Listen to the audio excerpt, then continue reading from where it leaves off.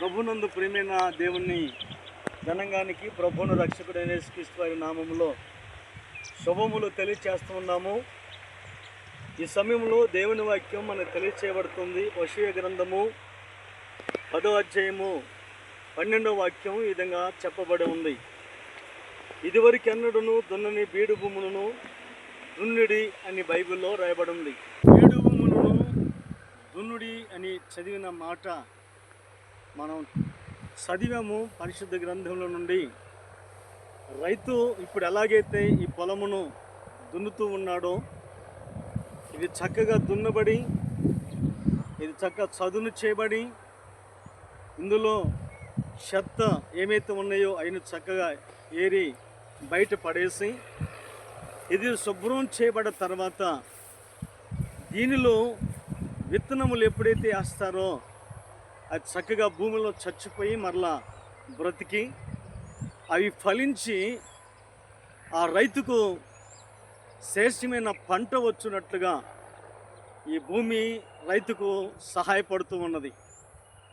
రైతు ఈ భూమిని దున్ని ఫలాన్ని చూసి ఎంత సంతోషిస్తాడో, అలాగే పరలోకమందున్నటువంటి మన తండ్రి కూడా సావుకుడైన రైతుకు లోకమనే మనుషులకు హృదయాలనే పొలాలను దేవుడు అప్పగించాడు.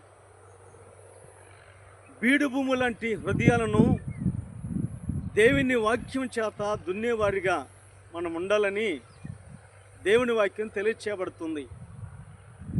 ప్రతి హృదయము బీడు భూములాగా ఉన్నాయి. ఆ బీడు భూములను దున్నేవాడు కావాలి.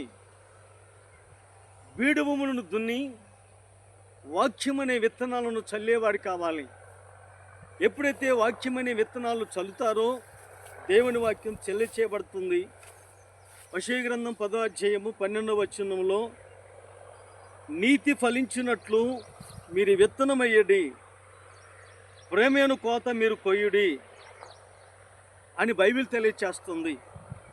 నీతి ఫలించినట్లు మీరు విత్తనము వేయండి, ప్రేమయను కోత మీరు కోయండి. నీతి ఫలించేటువంటి విత్తనాలు ఒక వ్యక్తిలో నీతి పుట్టాలి, నీతి మంతుడిగా మార్చబడాలి. బీడు భూములను దున్నినప్పుడు వారి హృదయాలలో వేసి వాక్యమని విత్తనం వేసినప్పుడు ఆ వాక్యము వారి నీతిమంతులుగా చేస్తుంది. నీతి ఫలించేటట్లుగా వారిని నీతి అనుభవంలోనికి నడిపిస్తుంది వాక్యమని విత్తనం. నీతి ఫలించినట్లు మీరు విత్తనం వేయండి, ప్రేమను కోత మీరు కొయ్యండి. రైతు ఎలాగైతే విత్తనం వేసి చక్కని కోతకు వస్తాడో, దాని ద్వారా పంటను అనుభవిస్తాడో, మనం కూడా వాక్యమనే విత్తనం వేసి ఆ వాక్యమైన విత్తనం చేత వారి హృదయంలో దేవుని ప్రేమ అనే పంటను కోసేవారిగా ఉండాలి. ఆ పంటను చూసినప్పుడు దేవుడు కూడా బహుగా సంతోషిస్తూ ఉంటాడు. ప్రియమైనటువంటి దేవుని జనంగమా, ఈరోజు ఎన్నో బీడు భూములు ఉన్నాయి లోకంలో. ఆ బీడు భూములను దున్నుట్టు కొరకే ప్రభు మనకి గొప్ప అవకాశం ఇచ్చాడు. బీడు భూములను మనం దున్నుదాం. బీడు భూములు దున్నబడిన భూముల్లో వాక్యమనే విత్తనాలు వేస్తాం. అవి నీతి ఫలించేటట్లుగా, ప్రేమ అనే కోత కోసేటట్లుగా మనం ప్రభు పని చేద్దాం. మనం ప్రభు పని చేయటం ద్వారా ప్రభు మనల్ని ఆశీర్వదిస్తాడు. అపోస్తలుడైన పౌలు గారు చెప్తూ ఉన్నాడు కదా, స్వార్థ ప్రకటించవలసిన భారం నా మీద మోపబడి ఉన్నది.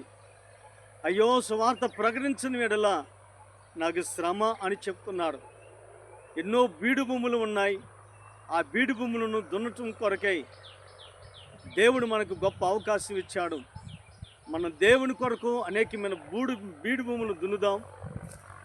ప్రభు కొరకు అనేకమైనటువంటి ప్రజలను సంపాదించుదాం. అక్కడ దేవుడు మనకు అనుగ్రహించును గాక. ఆమేన్.